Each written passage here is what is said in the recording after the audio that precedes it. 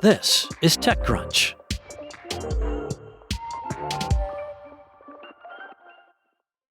SpaceX just fired off one of the biggest shots yet in the spectrum wars, agreeing to pay $17 billion to take over a massive chunk of wireless airwaves from EchoStar for Starlink's direct-to-cell services. The deal is the most aggressive signal yet that SpaceX wants to rule the satellite-to-phone market. Now, the significance of the sale, which sees SpaceX paying a mix of $8.5 billion in cash and $8.5 billion in SpaceX stock, centers around a finite resource: spectrum. Now, spectrum refers to the range of radio frequencies that carry wireless signals for everything from phone calls to texts to GPS and satellite communications. The U.S. government, via the Federal Communications Commission, divides spectrum into bands.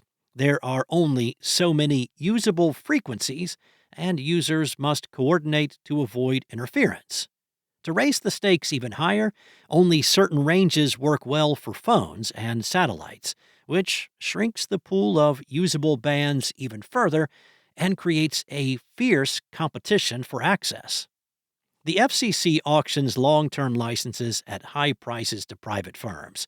The prime cellular bands were predominantly amassed by national wireless carriers like AT&T and Verizon, while incumbent satellite operators like Iridium and Globalstar held separate bands.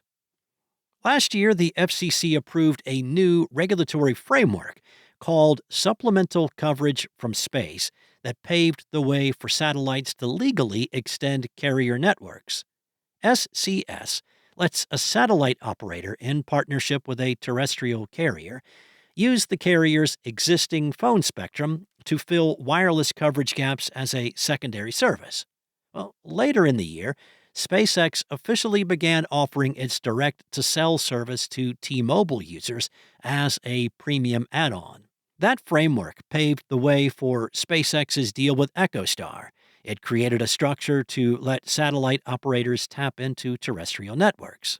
And now, with the EchoStar deal, SpaceX does not need to partner with a terrestrial licensee for spectrum. Instead of depending on relationships with other firms, SpaceX has become the license holder. Now, of course, SpaceX is in the business of building rockets and satellites, not cell phones, so it still depends on the hardware makers and carriers to reach hundreds of millions of consumers. But SpaceX CEO Elon Musk has floated the idea of building a phone under his other business, X, which merged with xAI earlier this year. Musk has taken aim, in particular, at Apple's ongoing collaborations with OpenAI. Back in August, X and xAI filed a lawsuit against the two companies, alleging anti-competitive practices. Apple satellite features like Emergency SOS are enabled via a partnership with Canadian firm Globalstar, and Apple has committed over $1.5 billion to further expand satellite-enabled iPhone services. But some analysts are wondering if SpaceX's move is leverage to persuade Apple to cooperate with SpaceX instead of Globalstar. This is not the first time SpaceX has flexed its muscle in the spectrum wars. The company spent years successfully battling Dish, a subsidiary of EchoStar, over the 12 gigahertz band that SpaceX wanted to use for Starlink. It also beefed over Dish/EchoStar's lack of use of the AWS-4 band, one of the spectrum licenses it ended up acquiring. Separately, SpaceX and Kuiper have also sparred in FCC filings over interference rules and how competing satellite megaconstellations should share spectrum.